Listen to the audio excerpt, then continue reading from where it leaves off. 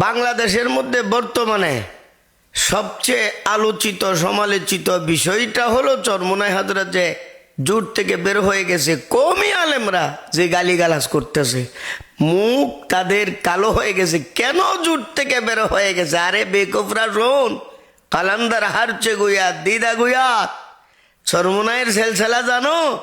রশিদ আহমদ গঙ্গোই, উনার খলিফা কারি ইব্রাহিম, উনার খলিফা শেখ ইসহাক নবরাল্লাহ মার্কাদা, উনার খলিফা ফজলুল করিম শেখ চরমোনাই, উনার খলিফা এই দুই সাহেবজাদা।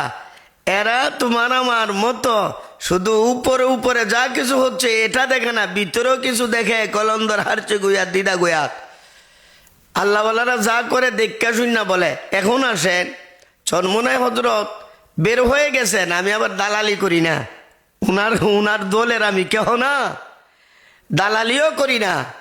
কেন বের হয়ে গেছেন? আপনারা বলতেছেন তারে আসন 100 দেওয়ার কথা, 100 দিলে আমি কই 100 না 250 150 যদি দাও, তোমাদের যে আগের কথার সাথে যদি মিল না থাকে উনি থাকবেন না। আসন টাসন এটা কোনো বিষয় না, পরিষ্কার শুনো। পরিষ্কার বিষয়টা হলো চরমোনাই হযরত ওনাদের একটা নিয়ম নীতি আছে যে আল্লাহর জমিনে আল্লাহর আইন প্রতিষ্ঠা করতে হবে। ঐক্য করার সময় সর্বপ্রথম এর উপর ঐক্য হয়েছিল, আল্লাহর জমিনে আল্লাহর আইন প্রতিষ্ঠা করব। এবং যাদের সাথে ঐক্য হয়েছে বিশেষ করে জামাত ইসলামী, আলহামদুলিল্লাহ অনেক বড় দল বাংলাদেশের মধ্যে। উনারা যদি কারো সাথে নাও মিলে এককভাবে নির্বাচন করলেও ক্ষমতায় যাওয়াটার সম্ভাবনা রয়েছে। এটা তো বড় দল, মাশাআল্লাহ অনেক বিজ্ঞ লোক তাদের মাঝে আছে। আমি তো মনে করি উনারা কারো সাথে ঝুট না করলেই চলতো।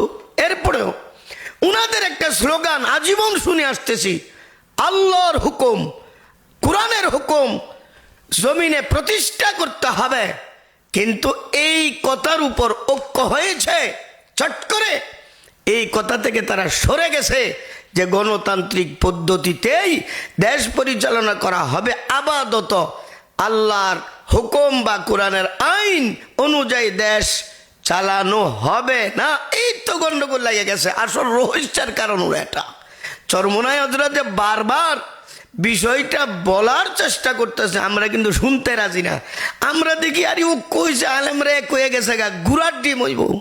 ছাগল 1000ও যদি আনো হইলে হাল চাষ করতে পারবে না, আর মরাটা 2টা গরু হইলে হাল চাষ করতে পারবা। ছাগল 1 কোটি হইলেও চলবে না।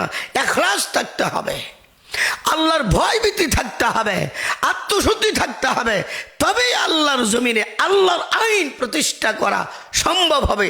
প্রায় সময় দেখবেন আমি আল্লাহর কাছে দোয়া করি, আল্লাহ তোমার এমন প্রিয় বান্দাদেরকে তৈয়ার করে দাও যাদেরকে তুমি পছন্দ করো, তাদের মাধ্যমে তুমি যারা মুনাফিক হবে না, যারা ঘুষ বাণিজ্য করবে না, দুর্নীতি করবে না, বাটপারি সিটারি করবে না, চরিত্রহীন হবে না, দেশের টাকা বাইরে পাচার করবে না, এমন লোকদেরকে তৈয়ার করে আল্লাহ তাদের মাধ্যমে কোরআনের হুকুমতটা বাংলার জমিনে একটাবারের জন্য চালু করে দাও।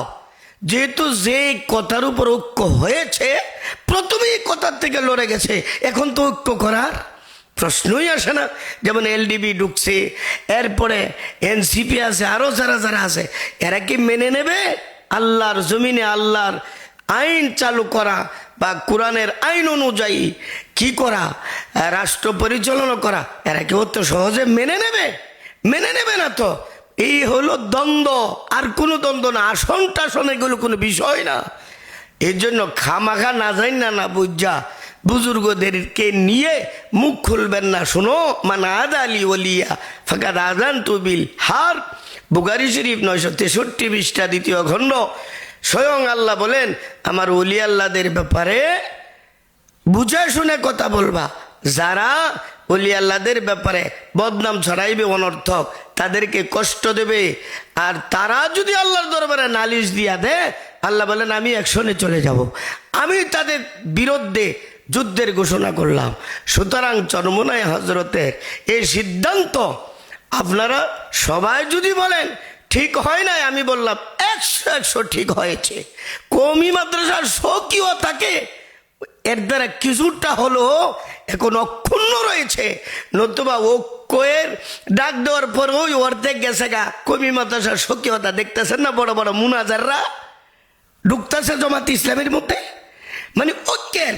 আমাদের ইফতার ছাত্ররা পর্যন্ত এখন আর কোনো ভেদাভেদ না। আমি বলতেছি তারা তাদের আদর্শ থেকে চুল পরিমাণ সরে নাই, সরবেও না, সরার কোনো প্রসেসও নাই, সরতে পারবে না।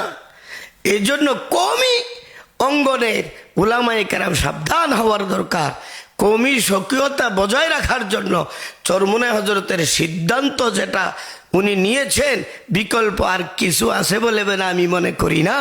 সুতরাং এখনো যারা আশাবাদী আবার উনি ফিরে আসবেন, যদি ফিরে আসেন ওনার ব্যক্তিগত বিষয়, কিন্তু বের হয়ে যাওয়াটা এই উজুয়াতে আমি ওনার জন্য দোয়া করি, জাযাকুমুল্লাহ বলি এবং সঠিক সিদ্ধান্ত বলে আমি নিজে মনে করি। আসসালামু আলাইকুম রহমতুল্লাহ।